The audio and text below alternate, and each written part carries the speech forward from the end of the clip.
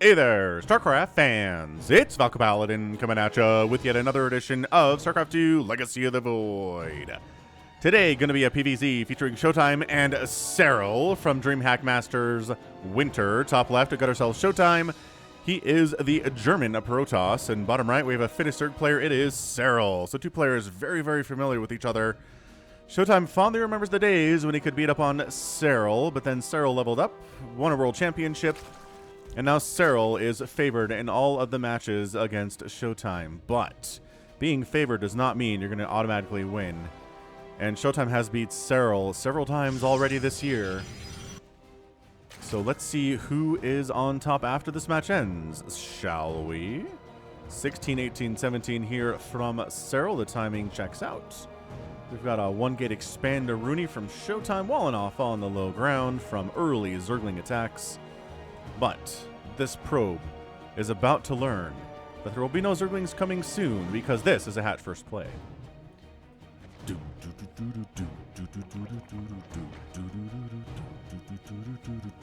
Alright.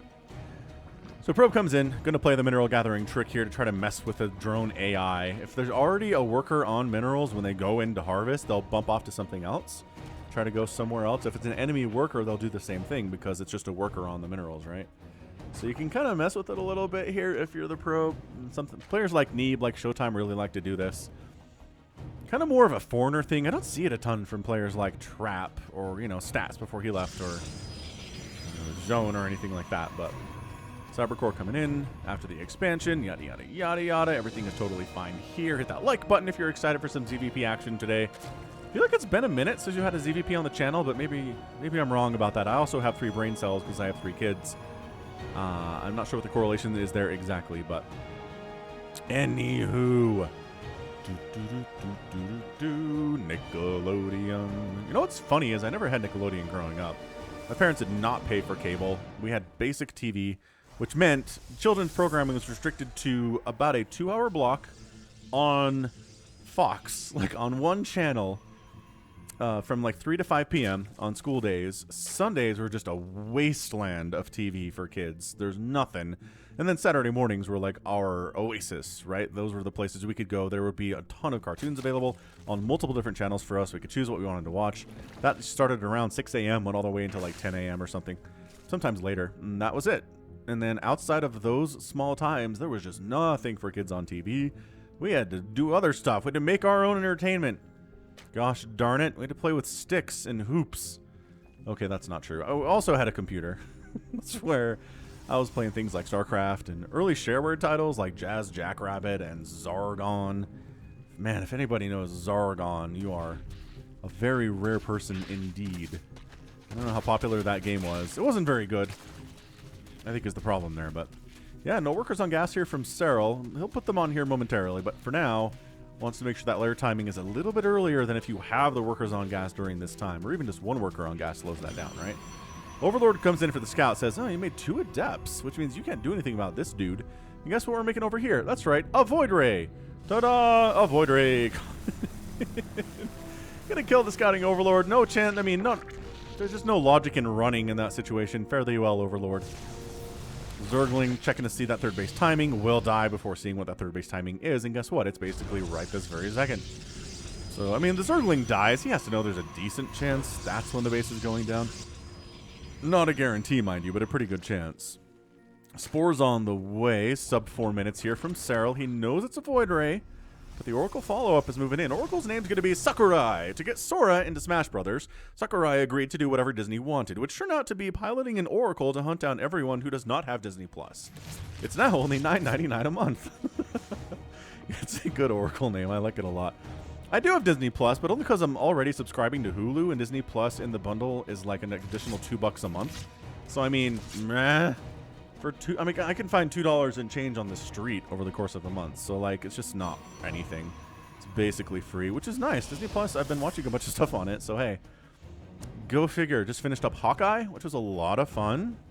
Yeah, the Disney Plus shows are basically Marvel fare, right? It's not the best that Marvel has to offer. None of it's incredibly thought-provoking or super mega entertaining, but they're fun. They're good.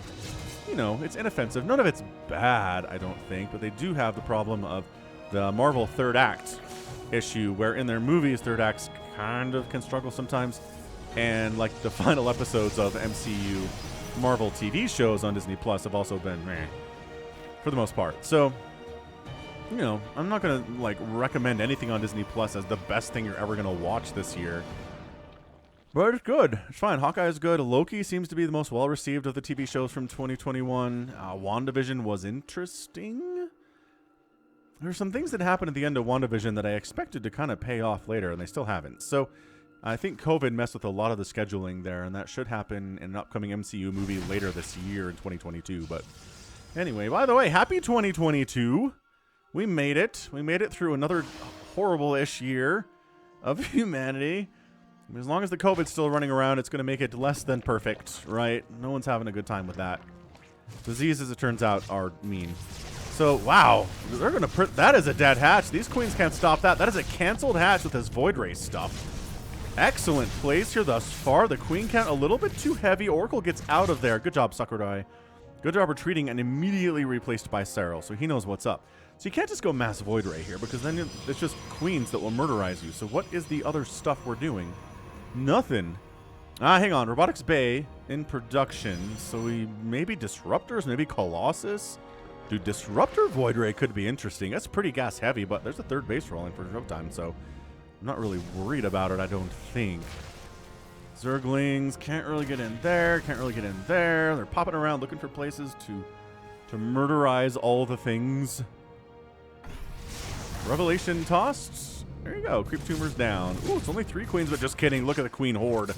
The queen horde is here. 9 queens on the field right now. They're not all here, but 8 of them certainly are, which means inchecks aren't really happening.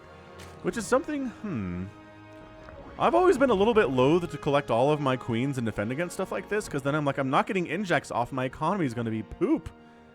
But apparently Serral's not as worried about it. So, like, I don't know. Maybe I should start doing that more in a mass Void Ray opening kind of a situation where I'm just struggling to have enough anti-air to survive, you know? Recall Sakurai out of there. We need you for further battles, Sakurai, says Disney. 10 Corruptors coming in. Whoa! I mean, there's carriers in production, but, like, the Void Ray count is heavy enough. Yeah, I don't know. Void Rays with prismatic alignment are just, they eat Corruptors for breakfast, lunch, and dinner. And, like, brunch, too, I think, is how that works traditionally. Twilight Council on the way. Creep spread continuing to push and push and push and push and push.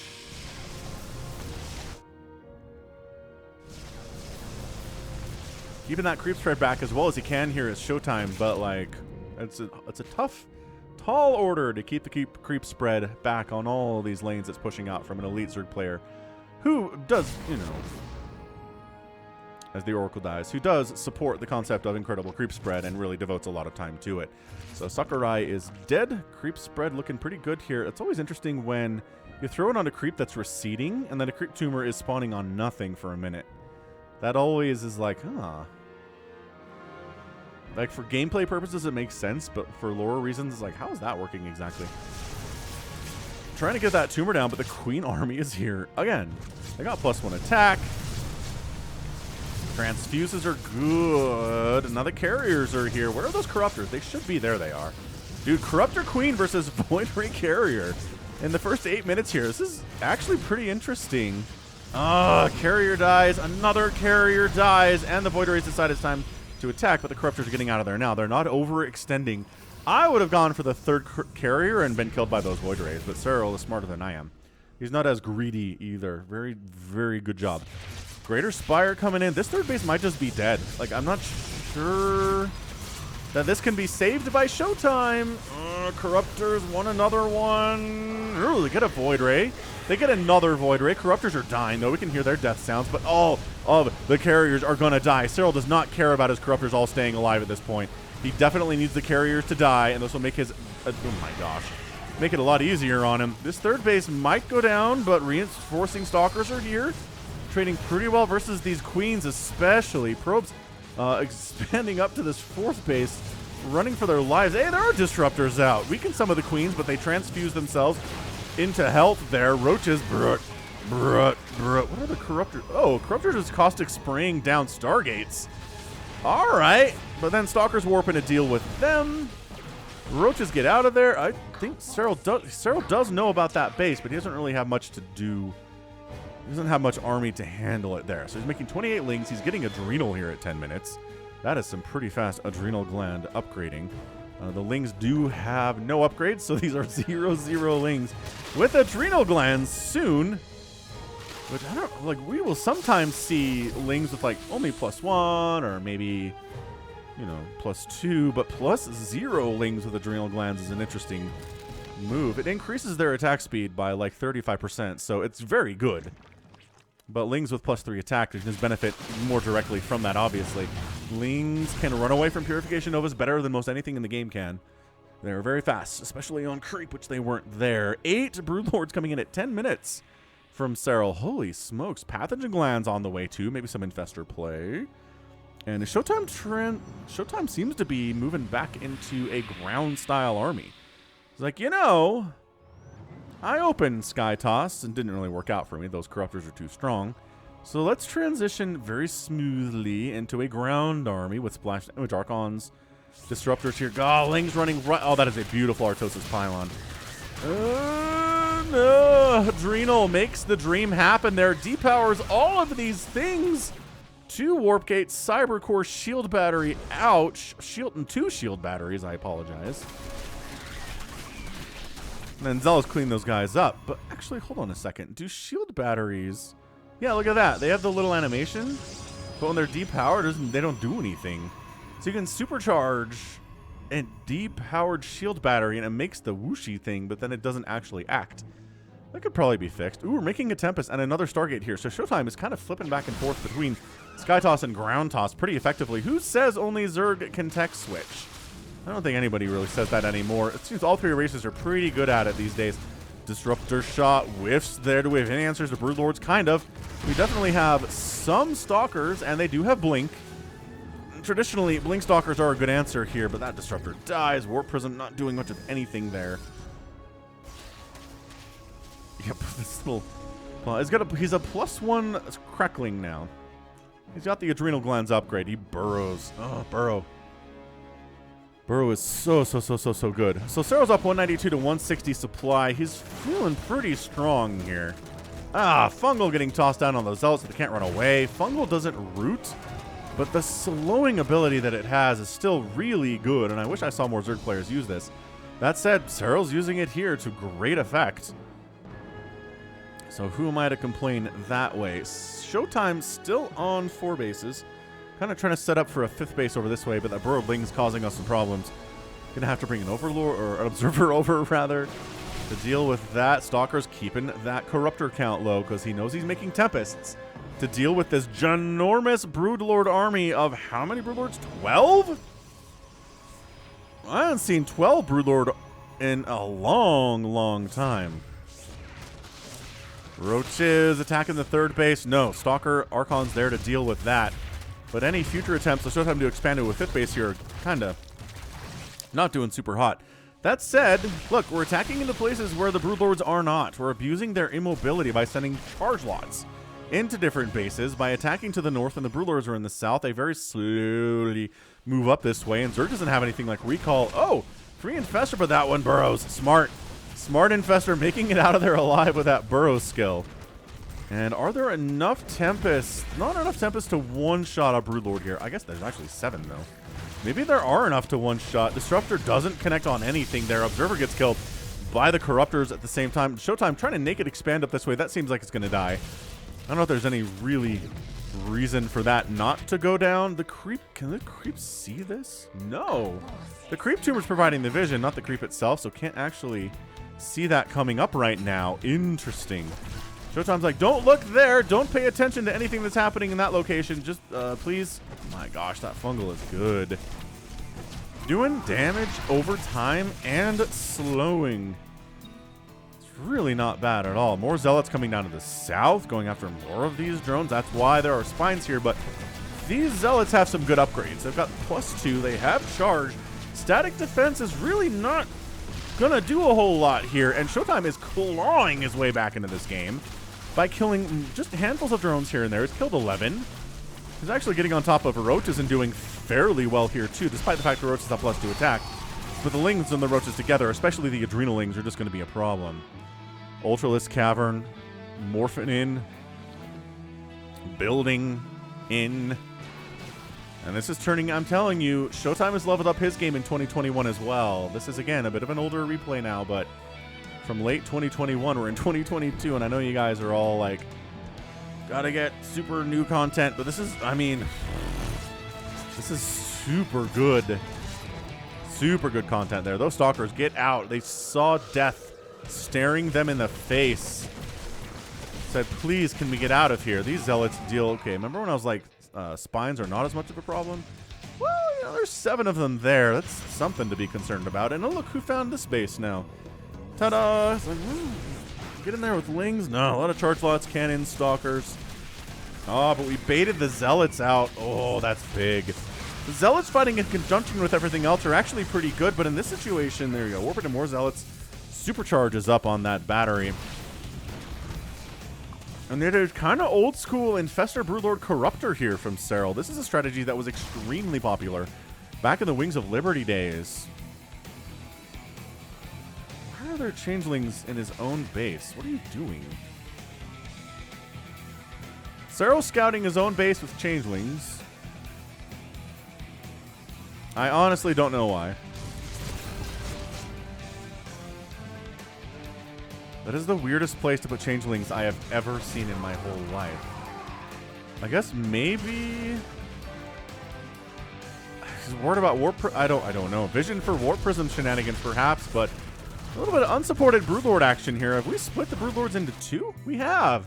Actually, leaving these guys up north to take down that nexus. That's going to be pretty effective. Then coming down to the south too, to try to match up with some of these infestors and corruptors and deal with this incoming army, which ShoWTimE is trying to push with. But man, the fungals are good.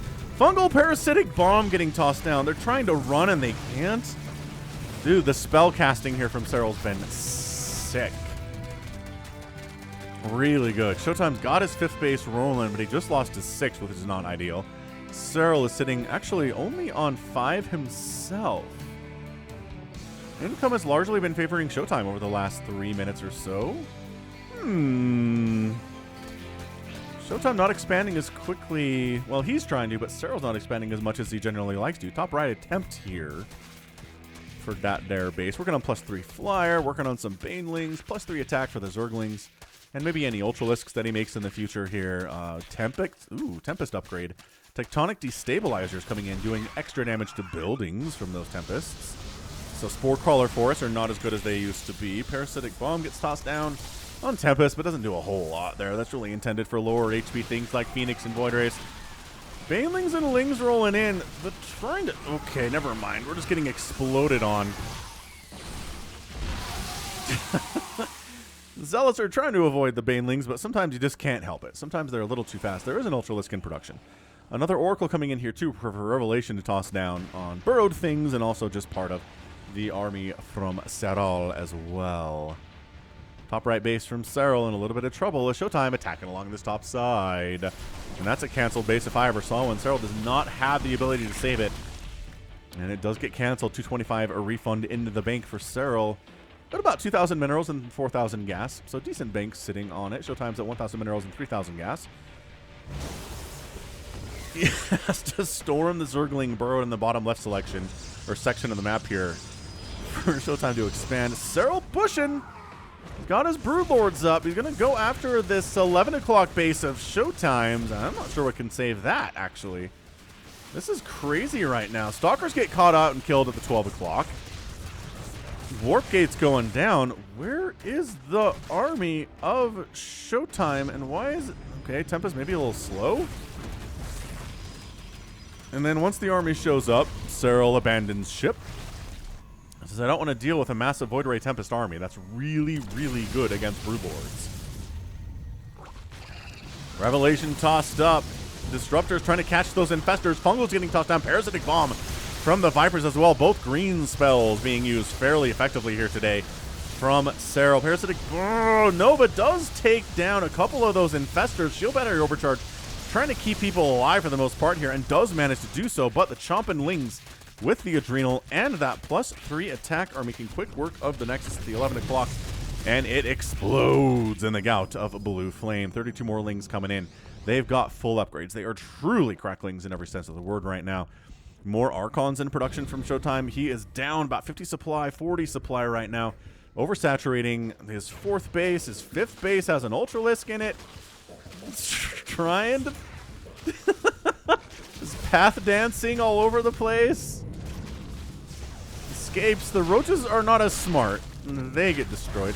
Zerglings try to come into the 3rd. They get killed by Archons and Cannons, which isn't really. Lings are pretty squishy, even with that +3 upgrade.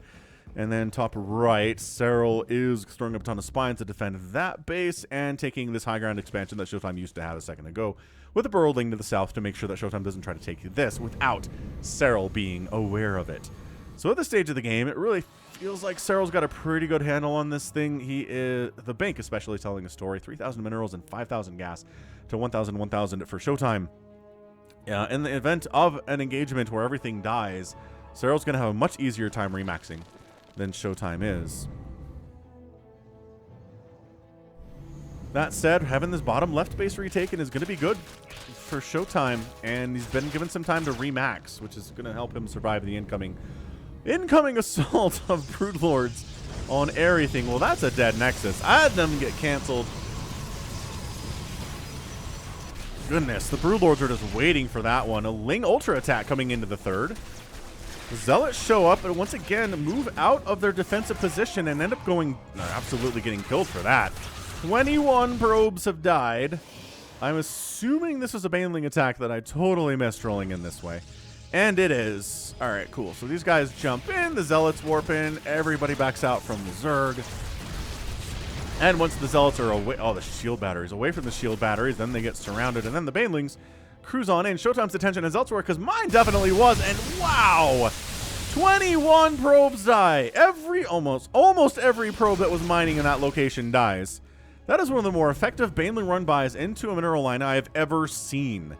21 probes go down. Usually you have more than a couple survivors, but oh man, Oracle number 2 gets murderized. Sakurai's successor not have a good time with that either, and yeah, it's just, it's not looking good for ShoWTimE, ladies and gentlemen. Yet banks are telling us the whole story here. 5,300 minerals for Serral, 200 minerals in the bank for ShoWTimE right now. He just doesn't have the ability to remax once this thing, you know, ends up where it's gonna end up here. Although no player has really shown a distinct desire to super commit to anything today. Yeah, they both kind of see what the other one has. They're poking at each other.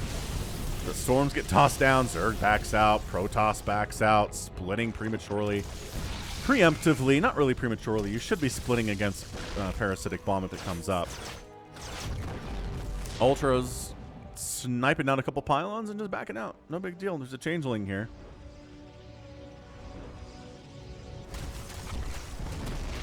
Bunch of probes running for their lives. Shield batteries keeping them alive for the time being until those broodlings expire. Very nicely done. Very, very nicely done there. Alright. Archons, Void Rays, Tempest coming in. That is a dead Nexus. A lot of drones are going to die here too. They don't bother burrowing. I think there's probably, yeah, there's 2 observers here with the army. And ShoWTimE, he needs to do this. He needs to snipe bases, maybe continue on a roll if he can, but he's not. He's backing out. He's happy taking this base down, but I mean, that was a base mining out anyway. These newer sources of income to the top right for Serral are much more important to the Zerg player here. Banelings are trying to find stuff to... Nope. Trying to find stuff to do. In the end, they try to take down this pylon, but miss with that as well. The Ultralisk army going after the 3rd base of ShoWTimE, which is, again, basically a dead base. Nothing much to be worried about there for ShoWTimE, but, you know, losing it is something of an annoyance. Serral running from the Protoss army again. This time ShoWTimE chasing a bit. He doesn't want to engage on creep. Is a large part of this experience here. Spore Crawler Force is here, even though the Tempests have the upgrade. Oh, trying to snipe down Vipers from distance, and even enough to one-shot maybe a Corruptor or 2. Oh, another Tempest flies in. Woo! Gets out of there with its life. Are you kidding me? 5 HP on that Oracle. Manages to make it out. Ling run by. Says Shield batteries must die. Oh, they kill things so fast with their upgrades. Okay, another shield battery down, and then the Lings die. But, you know, they accomplished their goal. Handful of Lings for 2 shield batteries for future attacks being more effective, like this one, for example. But, oh my, Archon army, Batman. Yeah, Mass Archon with the bonus damage versus biological with the splash are very good against Ultralisks, especially in those numbers. That Oracle, who was spared earlier through accident, is now dead. Oh, Serral's expanding to ShoWTimE's side of the map. A bit of a show of disrespect here, but where else can he go, I guess? He could expand down here, but this base is basically dead. And I guess that's about it. That's the only available place to expand, so fair enough, dude. Maybe it's less that. Oh. Less disrespect and more practicality. Enough Corruptors to one-shot Tempest feedback on a couple of those Vipers, but they can get that back just by, you know, sucking energy off of spores or extractors. They're dead. Honestly, oh no, off extractors that are dead is maybe the best use for consume here. All right, ShoWTimE. This feels like a bit of a last stand scenario here. Feedback on the Vipers. Big time hits coming in. Okay, so the shield batteries are in trouble. The Ultras are trying to join the party by attacking those rocks. Is that going to work out? I don't know. They do manage to make it through quite easily. However, the Archons join the party, and ShoWTimE's full force is here. Serral knows if he can kill this base, his odds of winning this game go up by about 80%. The Microbial Shroud is tossed down on these Queens, reducing the attack from air units on ground units by 50%. Pretty good, pretty big nerf to those attacks and good defense for the Queens on the ground here, and the Infestors too, I suppose. So yeah, that base goes down. Income is somehow still largely favoring ShoWTimE. These Queens, they did their part, and they get abandoned by the Zerg army here. Fungal, Broodlords trying to chomp down the ground units, taking out an Archon, a couple Zealots there, forced to flee because the Tempests are a problem. Corruptor's doing a pretty good job storm dodging, sniping individual Tempest and Void Rays here and whatnot. How many of those have died today? 21 Corruptors have gone down today. Total on the field right now is 24. And yeah, this base is up really just for the gas. There's only about 800 gas in these geysers. But, you know, the more gas you have, the more gas you're taking from ShoWTimE. Let's see how fast these guys die. Speaking of fast. Oh, actually doesn't kill all of them. Oh, Zealots are up here. ShoWTimE's like, that's my base. You can't have my base. Leave it alone. ShoWTimE, decent bank. 3,000 minerals, 3,000 gas. Suddenly, ShoWTimE is kind of back in this thing. He's retaking this high ground base. Serral doesn't show much interest in taking it out immediately, but maybe this is the move. Maybe if he lets it finish, then he'll go in.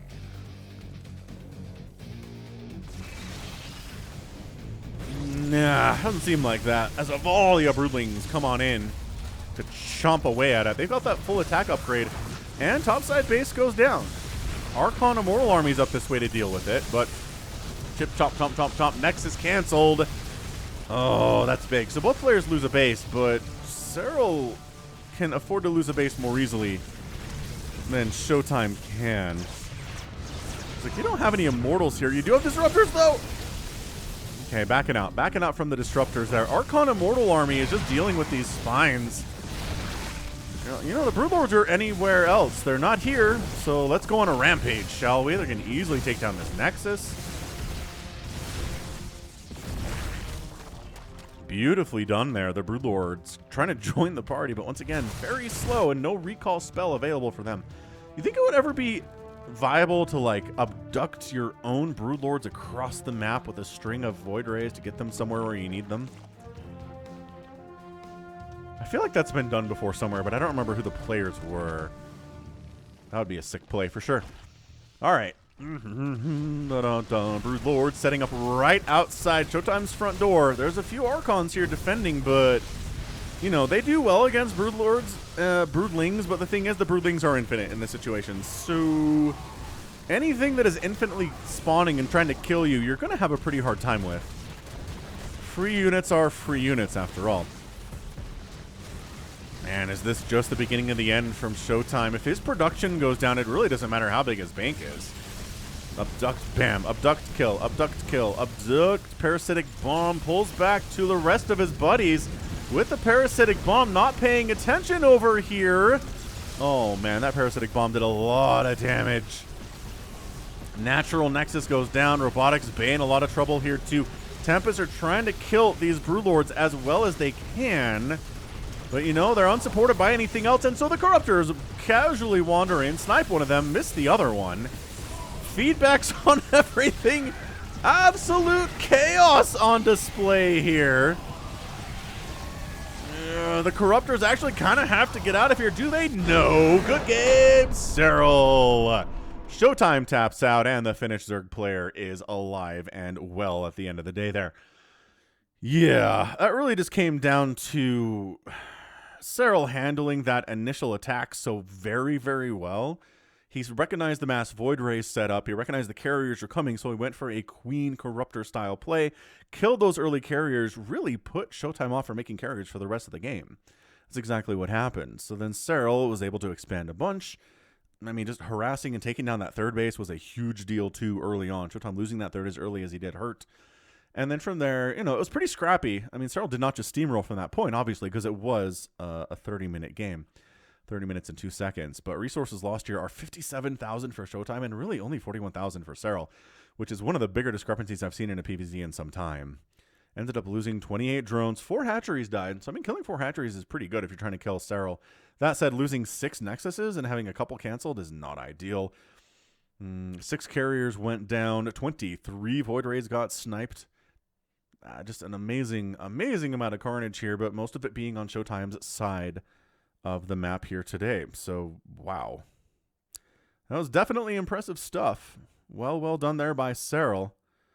One of those, just one of those matches where one player just gets an early advantage or 2 or 3 and is able to kind of parlay that into a win down the line. The snowball rolling downhill, gathering strength and speed and mass, and then crashing in to the enemy and taking them down, all because of the little snowball throwdown from the top of the hill. 15 spines down. 28 pylons. Yeah, Serral just very careful with his Brew Lords. Did end up losing 14 of them. Had 6 at the end of the day. 5 Ultras went down, 2 at the end of the day. So it's not a massive army here for Serral, but it's way more than ShoWTimE had, and that's when you tap out, is when you have a giant army at your front door. Your production is going to get sniped. Your units that are coming out of those buildings are going to die, and that's when you get out. So GG. Well done for sure. All right, so that right there is going to be it for me today. This has been Falcon Paladin coming at you with yet another edition of StarCraft 2 Legacy of the Void. Go ahead, hit that like button, hit that subscribe if you like what you saw and what you heard today. You can also catch me on Twitter, Facebook, Patreon, and Twitch, all at /Falcon Paladin. And until next time, as always, thank you so much for watching, and you take care of yourself.